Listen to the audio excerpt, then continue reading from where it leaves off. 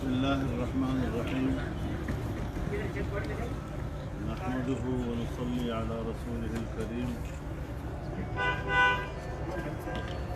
آج ہمارے یہاں پر حاضری ہمارے بھائی شاہ انس نورانی اور شاہ اویس نورانی صاحب کی والدہ ماجدہ کی وفات کے موقع پر تعزیت کی غرض سے تھا. ہمارے لیے ان کی حیثیت ایک ماں کی تھی اور وہ ہم سب کے لیے دعا گو رہتی تھی. آج ہم سب ان کی دعاؤں سے محروم ہوئے ہیں. رب العزت ان کی دعائیں زندگی بھر ہمارے ساتھ شامل حال رہیں اور ان کو قبر میں اللہ رب العزت راحت اور سکون کی اور جنت کی زندگی نصیب کرے.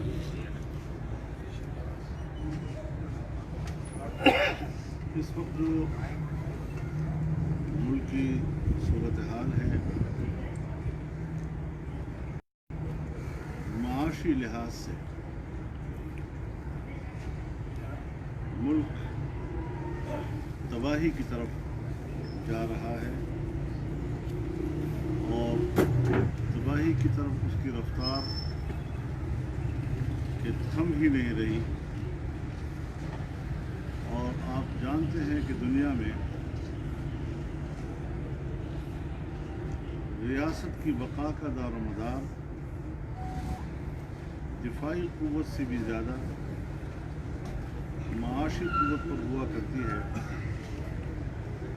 اور اگر معیشت اس حد تک گر جائے تو پھر ریاستیں اپنا وجود کھو بیٹھتی ہیں اور اسی بنیاد پر دنیا میں جغرافیائی نقشے تبدیل ہوتے رہتے ہیں. تو ہم ایک ایسے مرحلے میں داخل ہو رہے ہیں کہ اس وقت ہر شخص کے لیے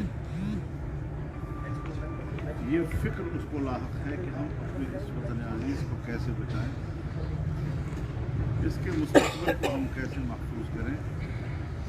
اور ظاہر ہے کہ یہ عام آدمی کی خوشحالی سے ہی ممکن ہے.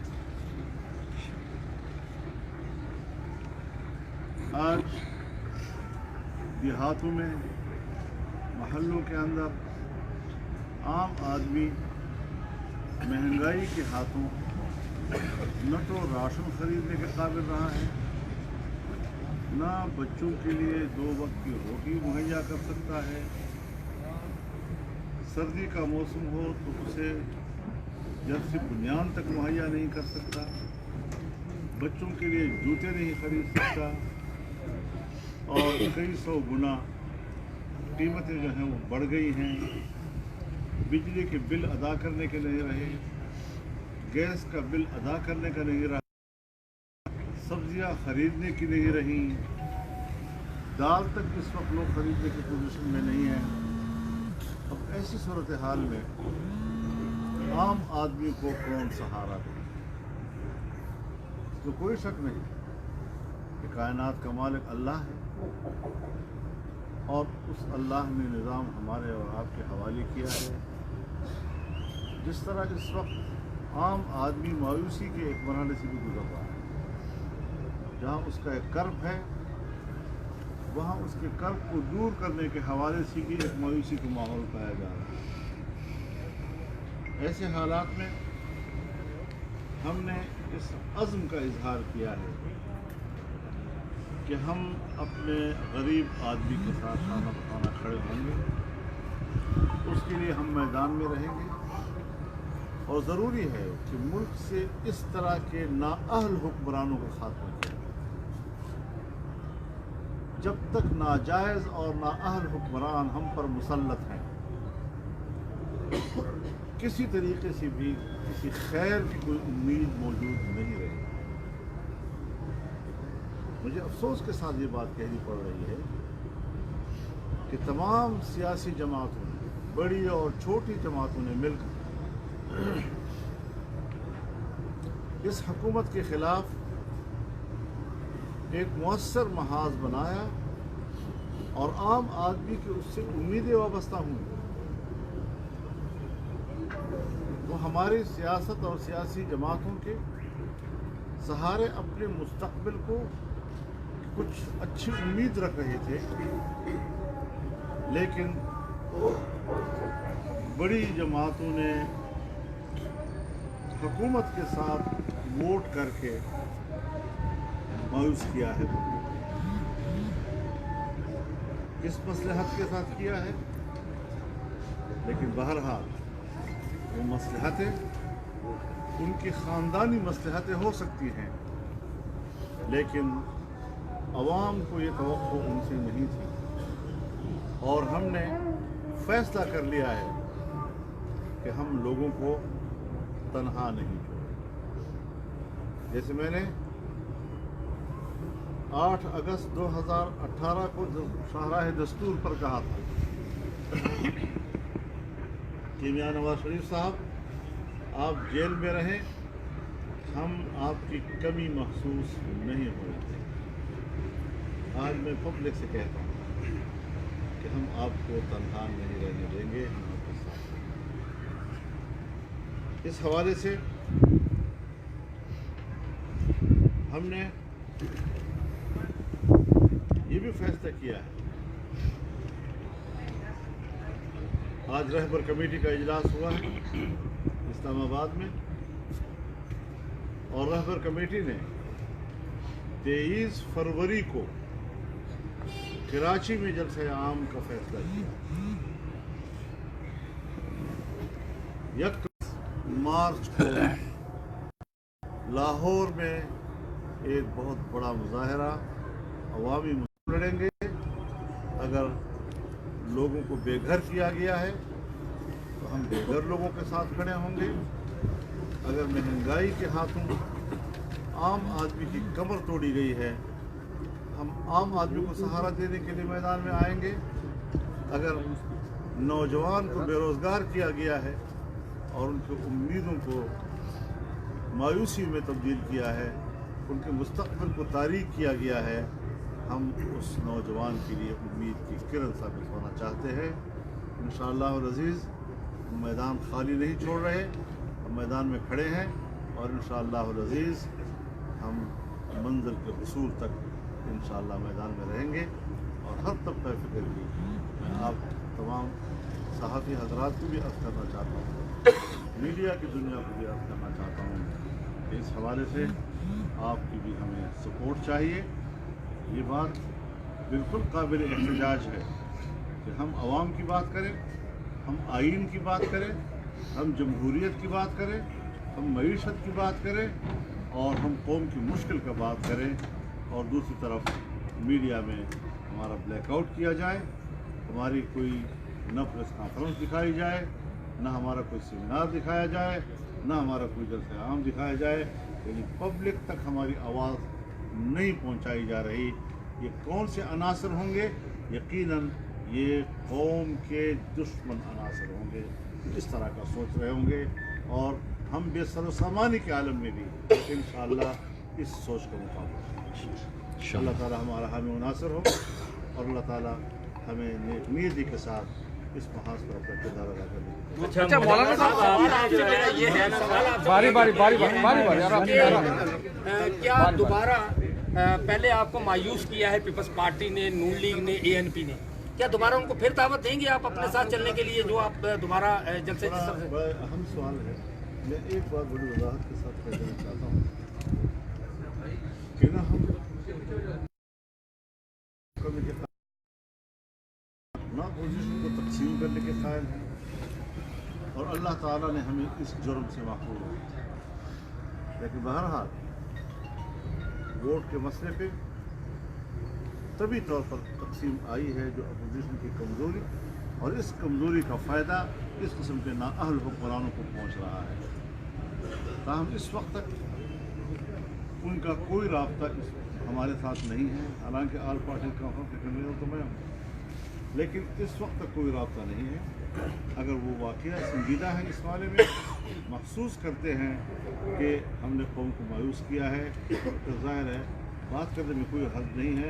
हम अपोजिशन को तकसीम करने के कायल नहीं हैं, लेकिन उनकी बात ऐसे फैसलों से जिसके फैसले से आज आपको इस किस्म के सवाल उठाने पड़ रहे हैं और हमें आपको इस तरह के सवाल का जवाब देना पड़ रहा है, इससे हम कैसे निकल सकते हैं, इस पर गौर करें। अच्छा मौलाना साहब ये बताएगा, आपने जब इस्लामाबाद में धरना दिया था और धरने के बाद जब आपने ख़त्म करने का ऐलान किया था, आपने इस्लामाबाद में एक बात ये कही थी कि हम ऐसे ही धरना नहीं दिया, हम ऐसे ही उठ के नहीं आ गए, लेकिन उस धरने के बाद जो है वो एक तवक्का ये की जा रही थी कि इमरान खान के ख़िलाफ़ जो है एक बहुत बड़ी एक तहरीक चलेगी और इमरान खान साहब घर चले जाएंगे।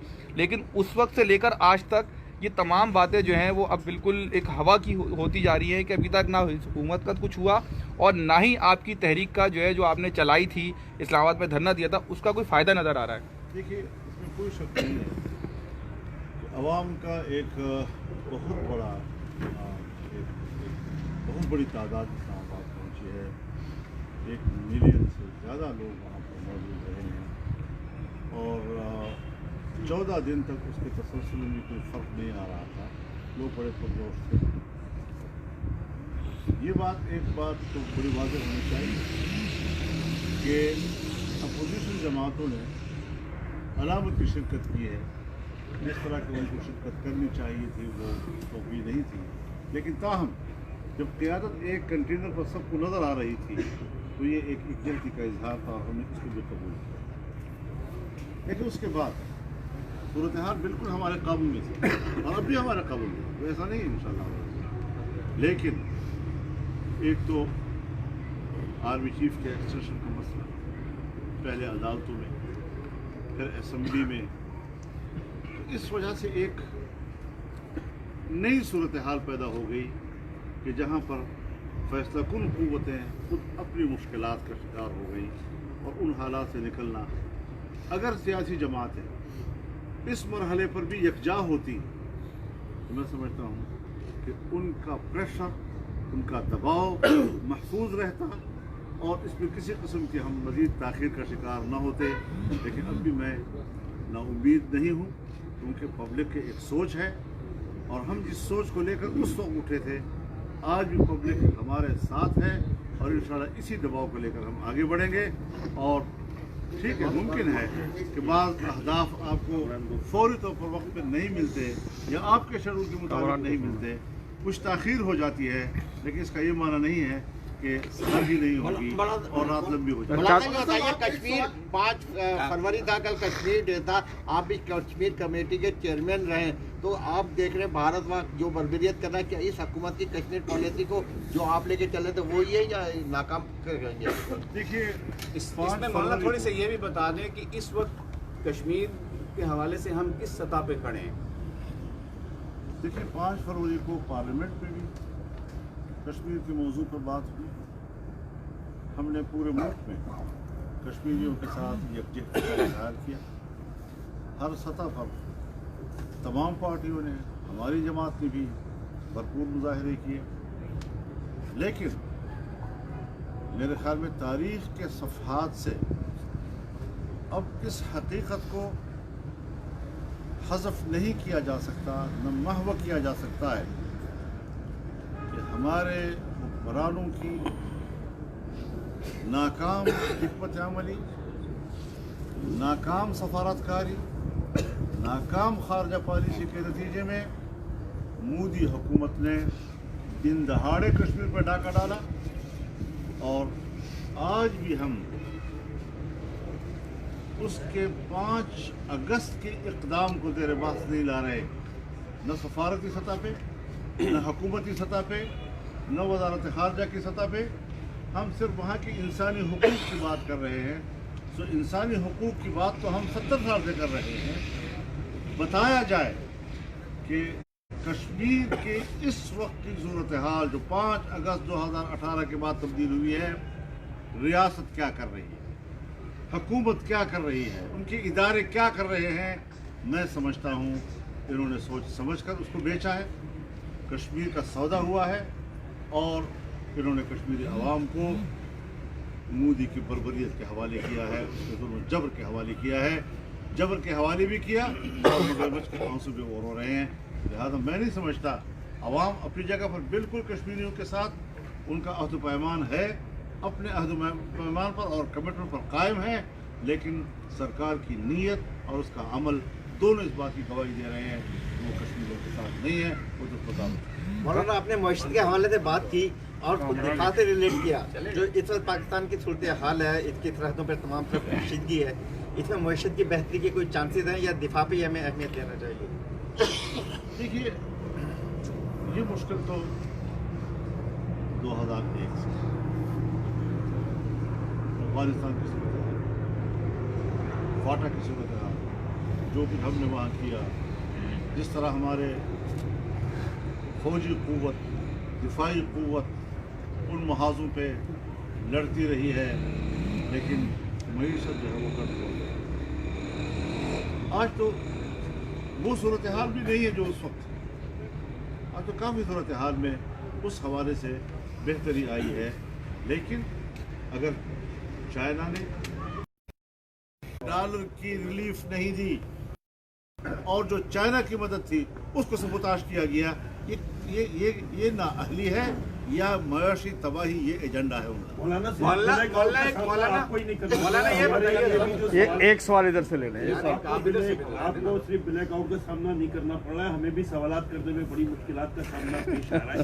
پھر بھی دو مختصر سوال کرنا چاہتا ہوں کہ جمعیت علماء اسلام مولانا فضل الرحمان نے آزادی مارچ میں کیا کھویا، کیا پایا، اور دوسرا لانے والے نہیں دیکھ رہے کہ کیا ملک کس ڈگر پہ جا رہا ہے؟ یہ سودا میرا ہے کہ ہم اندھے ہو چکے ہیں، ہمیں نظر نہیں آ رہا۔ ایک سنجیدہ ریاست، سنجیدہ ادارے، ہمارے ذمہ دار ادارے، اگر میں محسوس کر رہا ہوں اور آپ محسوس کر رہے ہیں تو پھر ذمہ دار ادارے کیوں محسوس نہیں کرتے؟ مولانا ابھی حالیہ دنوں آپ نے آصف علی زرداری سے اسی کراچی میں ملاقات کی، اور اس سے پہلے ایک آپ کی ملاقات کچھ لوگوں نے طے کی تھی، وہ ملاقات بوجہ منسوخ ہوئی۔ آپ نے اس ملاقات میں زرداری صاحب سے کچھ بتایا کہ انہوں نے آخر اس موقع پر یہ بے وفائی کیوں کی؟ پہلے تو میں آپ کو ایک وضاحت کر دوں کہ پچھلی دفعہ میرا کوئی کمٹمنٹ نہیں تھا ملاقات کرنے سے، ان کو اطلاع غلط ملی تھی اور مجھے علم نہیں تھا کہ وہ انتظار کر رہے ہیں، جس کی وجہ سے وہ ملاقات پھر نہیں ہو سکی، ورنہ ذاتی تعلق بھی ہے اور پھر بیمار بھی ہے، اور اگر پہلے سے مجھے معلوم ہوتا کہ وہ انتظار کر رہے ہیں تو میرے جانے میں بھی کوئی حد نہیں تھا۔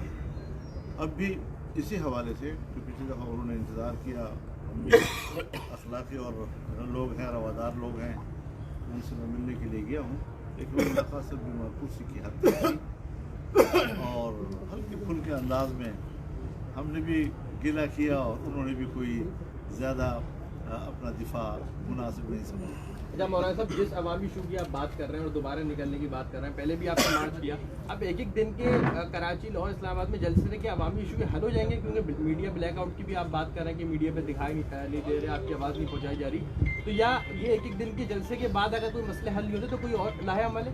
یہ صرف یہ جلسوں سے مسئلے حل ہوں گے، اور جو جماعتیں آپ کو چھوڑ کے گئیں پہلے وہ بھی اس طریقے کے جلسے کر چکی ہیں عوامی ایشو کے اوپر، لیکن عوام کے مسائل۔ میں گزارش کروں آپ سے، بہرحال ہم نے یہاں پر کوئی افراتفری نہیں مچائی۔ آپ نے دیکھا کہ ہم نے اتنی بڑی تعداد کے ساتھ اسلام آباد پہنچ کر نہ راستے میں کوئی گملہ ٹوٹا، نہ وہاں پہنچ کر 15 دن میں کوئی گملہ ٹوٹا، نہ پتا گرا۔ ہم آج بھی ملک کو افراتفری کرنے کا ارادہ رکھتے ہیں، ایسے حالات پیدا کرنا چاہتے ہیں، لیکن جدوجہد قانون اور آئین کے دائرے میں، اور آج جب آئین کو سبوتاش کیا جا رہا ہے، الیکشن میں داندھی کی جا رہی ہے، ناجائز حکومتیں ہم پر مسلط کی جا رہی ہیں، تو ہم نے آئین کے تحفظ کے لیے بھی جدوجہد کرنی ہے، عام آدمی کے حالت کو بہتر بنانے کے لیے بھی ہم نے، اور ہماری جدوجہد کے نتیجے میں انشاءاللہ العزیز ہمیں امید ہے، نتائج اللہ کے ہاتھ میں ہوتے ہیں، لیکن جدوجہد ہمارا بنے۔ مولانا صاحب، ان ہاؤس تبدیلی کے کتنے امکانات موجود ہیں؟ دیکھیے اتنی ہلچل تو بہرحال اس وقت موجود ہے۔ میں چونکہ ذاتی طور پر بند کمرے کی سیاست کا قائل نہیں ہوں، جو کہ فیصلے ہوں آئین قانون کے مطابق پبلک میں ہونے چاہیے، سیاسی لوگ کھلے ڈلے اپنے اصولی موقف پہ قائم رہتے ہوئے بات کریں اور آگے بڑھیں، تاہم ان کے صفوں میں کھلبلی بن چکی، اور وہ بھی اب تھمنے والی نظر نہیں آ رہی ہے، لیکن بہرحال کچھ چیزیں ایسی ہوتی ہیں کہ ایک مقصد آپ एक मुश्त हासिल करते हैं या एक मकसद आप ज़रा तदरीजी तौर पर हासिल करते हैं। इन हाउस तब्दीली भी उस बड़ी तब्दीली की इब्तिदा हो सकती है, तो इस हद तक तो हम उसको देखें। मौलाना साहब, कहते हैं मरियम नवाज को नवाज शरीफ साहब बुला रहे हैं बाहर इलाज के लिए, तो इनको जाना चाहिए और जरदारी साहब को भी इलाज के लिए बाहर भेजना चाहिए या नहीं चाहिए, दोनों को? अगर यहाँ पर उन्हें खामोश रहना है तो बाहर खिदमत कर अपने वालिद की अच्छी बात नहीं है। बहुत शुक्रिया जी, बहुत शुक्रिया जी, बहुत शुक्रिया। आपके धरनों का फायदा जो है वो आप ये नहीं समझ